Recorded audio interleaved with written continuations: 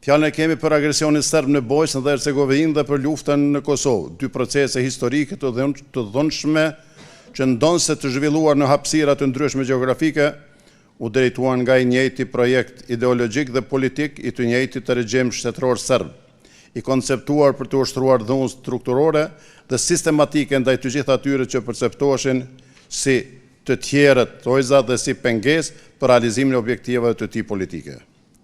Në të dy raste, si në Bosnjë dhe Hercegovinë, ashtu edhe në Kosovë, ky regjim synoi zhdukjen fizike, kulturore dhe shpirtërore të popujve autokton nga trojtë e tyre shekullore, me qëllim krijimin e një hapësire etnikisht të pastër serbe, Bosnjë pa bosnjak musliman dhe Kosovë pa shqiptar. Ky projekt i njohur botërisht si projekt thojza i Serbisë Madhe u realizua përmes mjeteve më brutale të dhunës shtetërore. Ne jemi dëshmitar të asaj që ndodhi si në Bosnjë dhe Hercegovinë, ashtu edhe në Kosovë.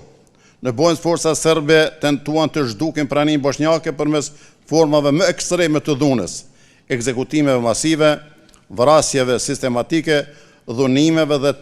terrorit mbi popullatën civile, duke kulmuar me gjenocidin e Srebrenicës, një nga krimet më të rënda në Evropë pas luftës së dytë botërore. Në Kosovë në përpjekje për të realizuar të njëjtin projekt kriminal, përveç vrasjeve dhe masakrave mbi civilët, u aplikua edhe politike e spastrimit etnik përmes dëbimit masiv të shqiptarëve nga trojtë e tyre,